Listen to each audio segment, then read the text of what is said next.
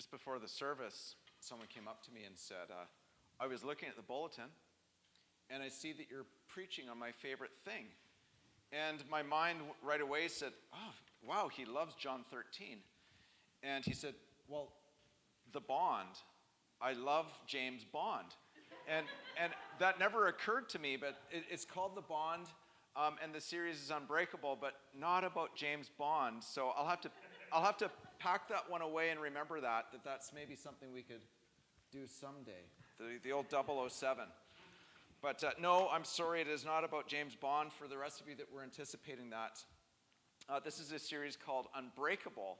And the reason I picked this title was, okay, honestly, the movie did come to mind about Bruce Willis. You know the movie Unbreakable with Bruce Willis? He's this guy that seems to be indestructible and this kind of modest superhero, I guess. And I was thinking about the church at this time and wondering if we are unbreakable at this time.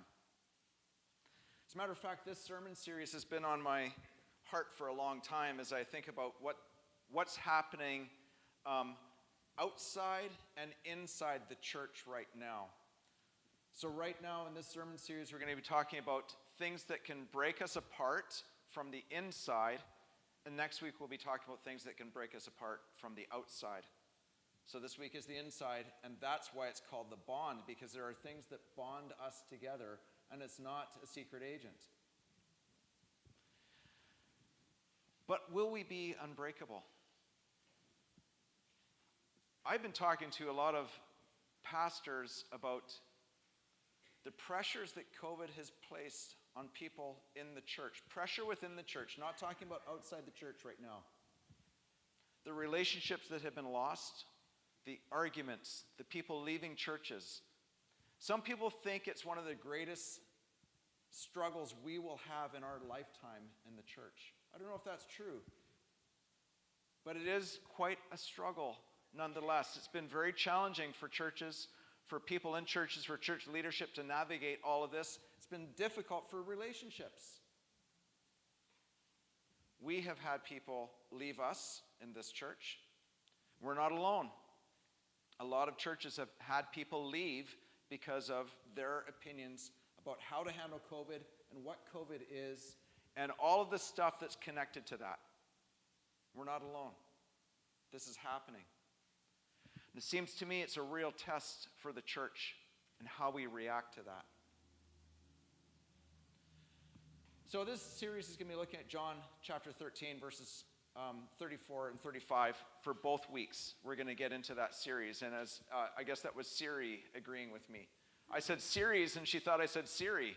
Is that what happened? That might be what happened. That's kind of cool. Series. No, I don't hear any other series. Okay. Anyway, I want to tell you a bit about internal pressures. Now, this reminds me a little bit of my growing up. See, when I grew up, in my family, there were internal pressures. We're all familiar with the internal pressures of family. When I grew up, it seemed like it was like everyone got along or we were fighting. There was like no middle ground. It was either we're all agreeing on everything or there's a royal rumble. I don't know if your families are like that. That's what my family was like. And I actually did not learn that well. It's been difficult for me to learn how to find that middle ground and have discussions without going all the way to 60. 0 to 60, right? From nothing to here. I don't know if that was just me. I'm sure it's not just me, but that was my story. But in the church growing up as well, it was kind of like that. Conflict was something that was just kind of simmering below the surface that no one talked about. We were defined by what we agreed with, what we agreed about, and we didn't really deal with conflict that well. No, but I remember there was conflict. There was a lot of conflict, and when it happened, it wasn't always good. There was conflict over whether we should use hymnals or those new things, overheads. You remember that conflict? There was conflict over church coffee, which is a thing in its own. It's not that good. Although we are distinct and different, we are called apart as a coffee church. So that's good. Just recently, I talked to a pastor, actually, in our denomination, and they recently decided to transition from pews to chairs. And that was something that caused people to leave the church. There's a lot of things that cause people to leave the church. There has been arguments and fights over the version of the Bible that you use. It was King James and NIV for a while. Remember that? This is a New Living. That may be controversial for some of you. There was much argument over the role of women in the church, women in leadership. People left the church because of that. There was much argument about whether we should have drums. Do you remember that? Drums and what? Are you kidding me? The only thing we need to have is an organ because the rest aren't biblical. That was kind of the idea. And people left the church because of drums and even guitars. How about this one? Hope this doesn't strike too close to home, but it's common. Baptism and how we do it. There has been disagreement about how we baptize people, and passionate disagreement, and people have left the church because of views on baptism. There's disagreements about communion, not just between Baptists and Reformed or Anglican or communion, but between Baptists and other Baptists. There's disagreements about membership. Who can be a member in a local church and who decides? There's lots of things that can break us apart. There's lots of things that threaten to tear us apart and make us breakable and break that bond. This is nothing new. The church historically in the New Testament was under much internal pressure. There was pressure about circumcision. Something we don't really talk about too much today. But they talked about circumcision a lot. They were kind of fixated on that. Do we have to be circumcised to be part of the church? There's whole books of the Bible talking about circumcision. The relationship of the law to freedom. Whole books of the Bible talked about that. People left the church and argued and fought over that. And also, can Gentiles be part of the church, of the early church, which was largely Jewish? Shall we include Gentiles or not? Or should we exclude them? These are all things that threaten to break the church apart. And I just want to note that we have this tendency as human beings to be tribal people. And when I say tribal people, we naturally gravitate and feel comfortable with people who think and act and look and behave the same way that we do. And tribalism is becoming more and more rampant in our society and is becoming a problem more than it ever has been. And it's invading the church. Tribalism is a problem. And COVID today has actually escalated this idea of tribalism. What tribe are you on? Are you a mask person or an anti-mask person? Are you a vaccine person or not a vaccine person? And we break into tribes based on that. Who do you vote for? Conservative, liberal, Republican, Democrat, NDP, Green Party? Break into tribes based on that. But COVID maybe has been one of the toughest challenges for the church in regards to tribalism. There is deep emotion and distrust involved in this discussion around COVID. But here's what I think. I think this is all an opportunity for us to actually be the church that we're called to be. I think it's an opportunity for us to show the world what it looks like when people are living under the reign of God and loving each other like Scripture says we're to love each other. Because God has this delightfully mysterious way of working into situations that were meant for evil and turning them to good. I believe that about this. I believe this is an opportunity for us. This whole COVID thing is an amazing opportunity for us. And maybe it will teach us how to love. I'm convinced that the calling of Jesus on the church, on us, right now, here in Kelowna, at First Baptist Church, right here at this gathering and wherever we are, now churches all over the world, is to love each other. That is a calling. Even, especially when it's not easy. Especially when it pulls against us and threatens to break us apart. We're called to love each other. And this could be the challenge of our lifetime. I believe that Jesus has something to say about this, and we're going to look at John chapter 13, verses 34 to 35. And I'm going to read this to you, and you can follow along. So now, I am giving you a new commandment. Love each other. Just as I have loved you, you should love each other. Your love for one another will prove to the world that you are my disciples. Well, love one another. That sounds pretty easy to me, right? Just love one another. Let's just hug. It feels so good. It's easy to love one another. But what about when we don't agree on things? What about that? Love one another. It's easy to love people when you see them post something on Facebook that is mean and vicious and you disagree with. That's easy, right? We're good at that. Love one another when someone insults you and offends you. That's easy, right? Love one another. Love one another when you're left out and you want to be included. Easy, right?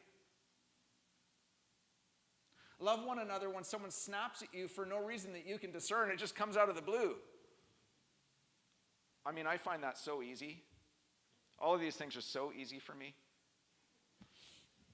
I've learned about sarcasm that you're supposed to give a tell when you're being sarcastic so people know. Did I give a tell? It's not that easy. It sounds good when we're all eating the same food, drinking the same water, breathing the same air, when we are a tribe to love each other. What about when we're mad? What about when we disagree? Even then, we're to love each other? You know, chapter 13 starts in a really interesting way. It's like this pivotal chapter in the Bible. In John.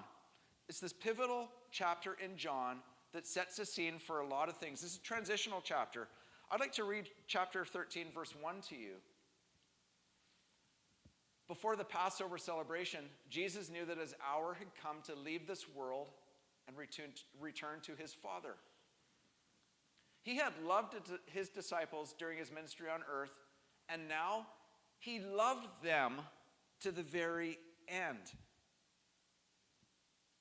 See, what I think about John chapter 13, I think this is a demonstrated definition of love. Sometimes we like to parse words and think about definitions in the Greek and all that, but I think this is a definition of love that's given a word picture. Because he does some things. That's the opening of the chapter, to demonstrate his love.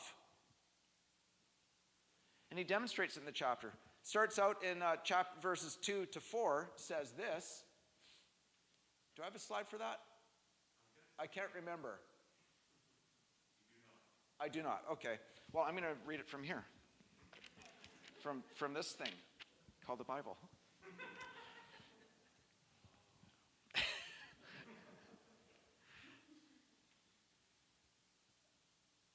Jesus knew that the Father had given him authority over everything, and that he had come from God and would return to God. So he got up from the table, took off his robe, wrapped a towel around his waist, and poured water into a basin. Then he began to wash the disciples' feet, drying them with a towel he had around them. This is authority and power? I mean, I think authority and power sounds like this. I have authority and power, therefore what I anticipate to come next in John is to maybe turn Judas into a pillar of salt. authority and power? What about destroying the Romans? That would be good. I think a lot of people would agree with that and appreciate that. Authority and power, what about just gloating and saying, I have unlimited power? Unlimited. What about that? But no, what he does is he prepares to wash his disciples' feet. How many of you have dirty feet? Oh, you don't have to put your hands up. Okay, so we know 2 of you do. My feet are very clean. But anyway, the disciples' feet were filthy.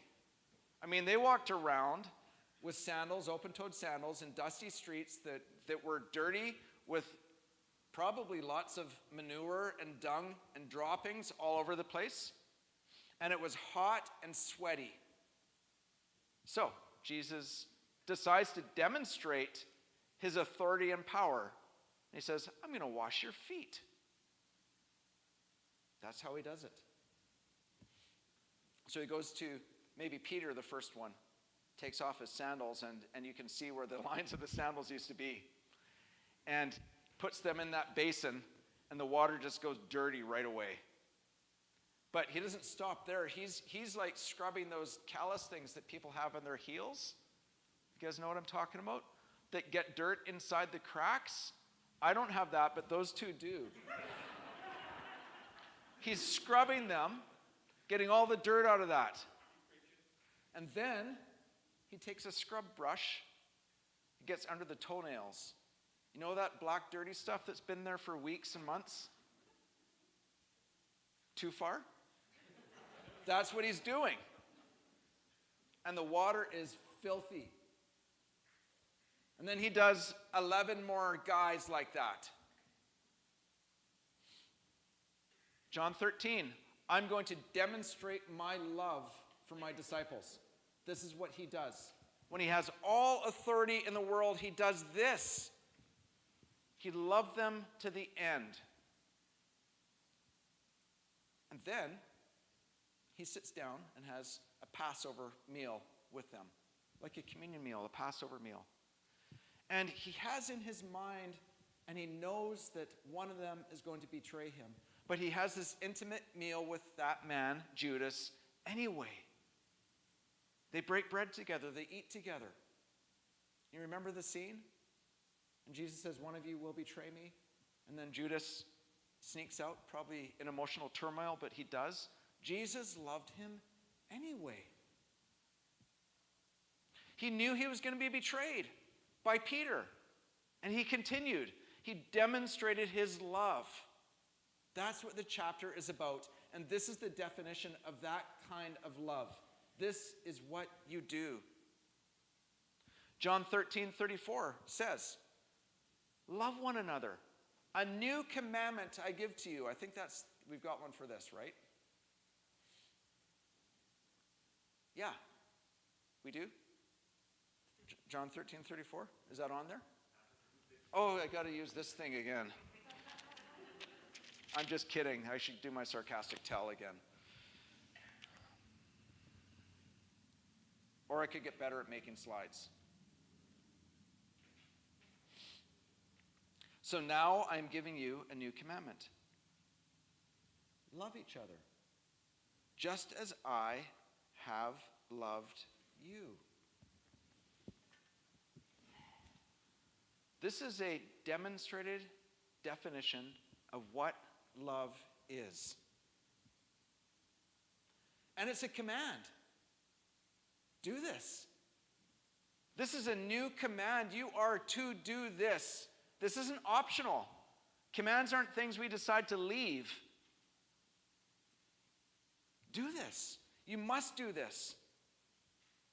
And what's not commanded is interesting. What's not commanded is you all must think theologically straight. I want you all to know what a tulip is. Some of you understand that. Sorry. Insider jokes are bad. Anyway, I want you all to have your theology straight. Didn't say that.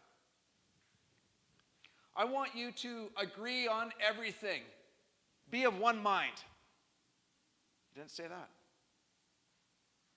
I want you to make lots of money and be prosperous and to live long and prosper. But he didn't say that.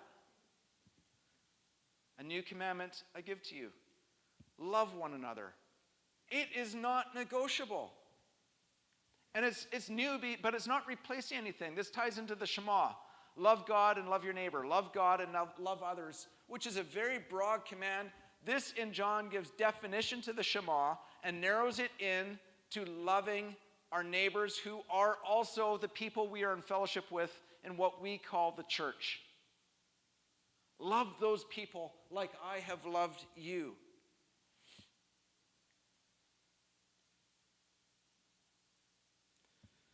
We can't miss this because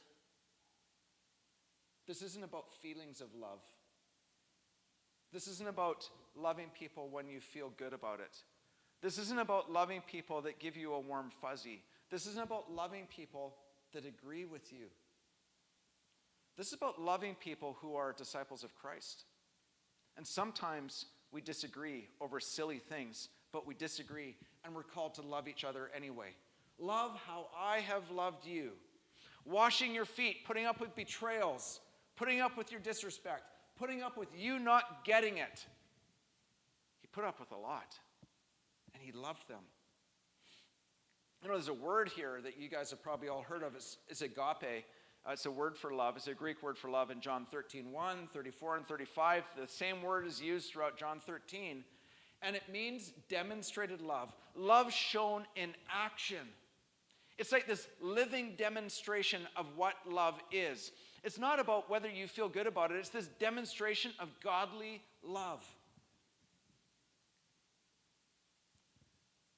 It's about agape-ing, which is a new word that I'm introducing today that I hope goes viral. Agape-ing is about staying in a relationship even when it's difficult, even when it hurts, even when they have stinky feet. We stay in a relationship. I'm not pointing at you, Yvonne. It's the two guys beside you. Okay. Just want to be clear. We don't choose to love when we feel like it. We don't choose to love when we agree on a vaccination policy. We don't choose to love when we agree on our theology. We are commanded to love our brothers and sisters, the church. Verse 35 says that this proves that you are my disciples if you love one another. This is how you know, because you love one another. And it points to Jesus when you love your brothers and sisters, because there's something different about that than the tribalism of the world. What makes us different and unique is that we love when we don't agree, when it's not easy to love, we love. Anyone can love people they agree with and like. That's easy. We're called to something different. This is how I have loved you. The demonstration, foot washing, eating together with people that are betraying you.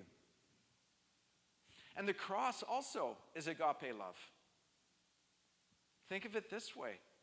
This man, Jesus, went to the cross and died for us when we were spitting on him and ridiculing him and rejecting him, and he still did it.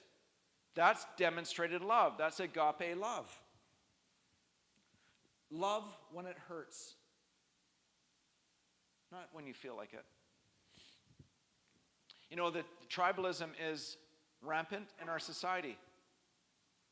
People are breaking up into tribes, and we talk about all this tolerance, but people generally don't associate with people who are of a different tribe, and we're very quick to put people in tribes and to write them off. As a matter of fact, you've probably all heard of cancel culture.